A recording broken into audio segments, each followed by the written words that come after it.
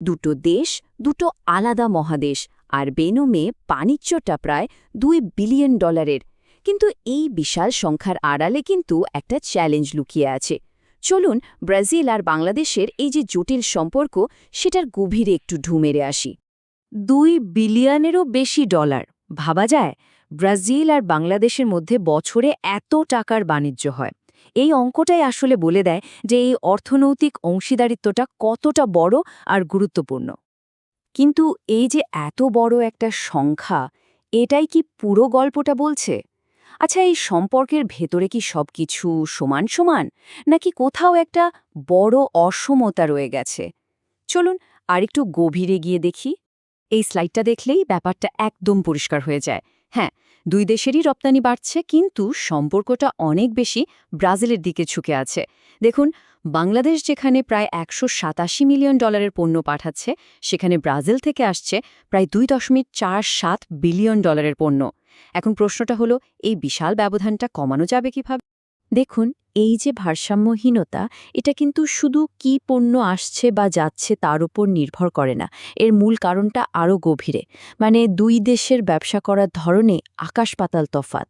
যেমন ধরুন, একজন ব্রাজিলিয়ান ব্যবসায়ী হয়তো আগে ব্যক্তিগত সম্পর্ক তৈরিতে জোর দেবেন, কিন্তু একজন বাংলাদেশি ব্যবসায়ী হয়তো চাইবেন সবকিছু যেন একদম নিয়ম মেনে কাগজে কলমে হয়।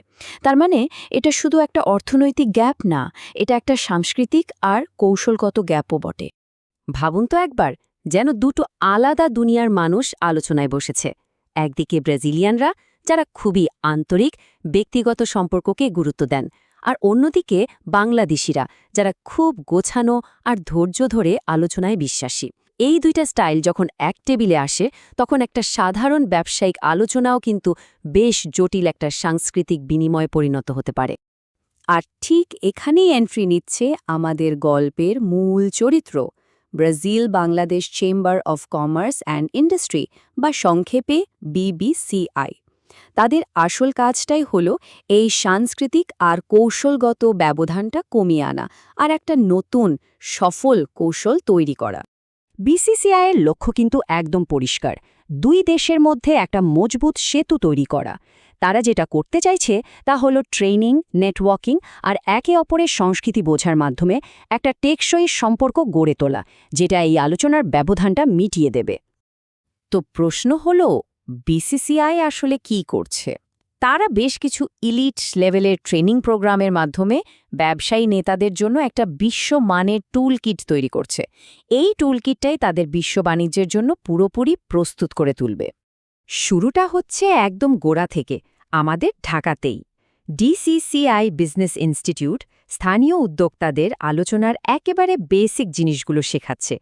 তারা এমন চুক্তির ওপর জোর দিচ্ছে যেখানে শুধু এক পক্ষ না, বরং দুই পক্ষই লাভবান হবে, আর এটাই কিন্তু দীর্ঘমেয়াদী পার্টনারশিপের আসল ভিত। এর পরের ধাপটা আরও অ্যাডভান্সড। ব্রাজিলের সেরা বিজনেস স্কুলগুলোর একটা হলো FGV। এখানে সিনিয়র এক্সিকিউটিভদের জন্য বিশেষ ট্রেনিংয়ের ব্যবস্থা করা হয়েছে। বিভিন্ন সিমুলেশনের মাধ্যমে তারা ব্রাজিলের ব্যবসায়িক কালচারের সূক্ষ্ম দিকগুলো বোঝার সুযোগ পান, যা বড় বড় ডিল ফাইনাল করার জন্য ভীষণ জরুরি।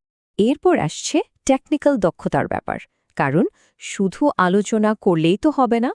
ICC একাডেমি আন্তর্জাতিক বাণিজ্যের প্রতিটা টেকনিক্যাল দিক, যেমন ধরুন চুক্তি, ফিন্যান্সিং, লজিস্টিক্স, এই সবকিছুর উপর বিশ্বমানের সার্টিফিকেশন দিচ্ছে, যাতে পুরো প্রক্রিয়াটা একদম মসৃণ থাকে। একটা আন্তর্জাতিক চুক্তি যে কতটা জটিল হতে পারে সেটা একবার দেখুন। ICC-এর এক্সপোর্ট ইম্পোর্ট সার্টিফিকেট বা EIC প্রোগ্রামটা বাণিজ্যের একদম শুরু থেকে শেষ পর্যন্ত প্রত্যেকটা ধাপকে কভার করে, যাতে কোনো কিছুই আলোচনার বাইরে না থাকে।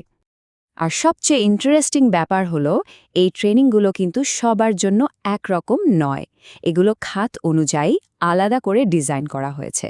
যেমন ব্রাজিলের কৃষি ব্যবসার জন্য আছে ইন্সপায়ার অ্যাগ্রো গ্লোবাল, আবার বাংলাদেশের তৈরি পোশাক খাতের জন্য BGMEA এবং ভূমিয়ের মতো প্রতিষ্ঠানগুলো বিশেষ ট্রেনিং দিচ্ছে।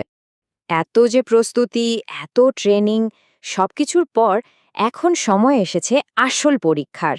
এই সব জ্ঞান আর দক্ষতা এবার একটা বিশাল মঞ্চে প্রমাণের পালা। চলুন দেখি সেই মঞ্চটা আসলে কি।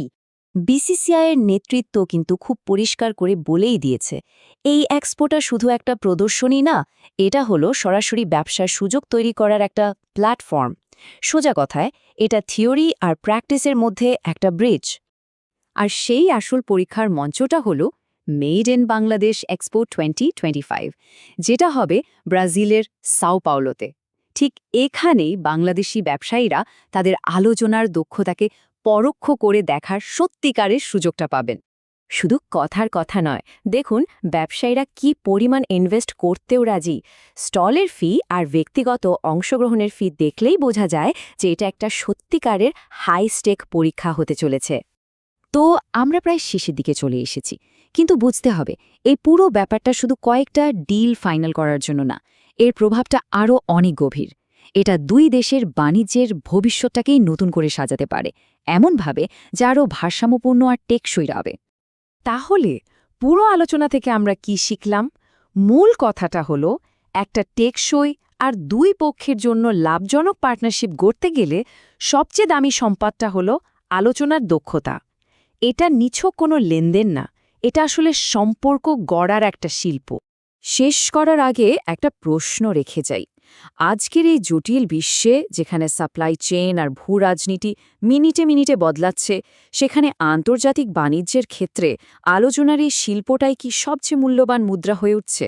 ব্যাপারটা কিন্তু ভাবার মতো।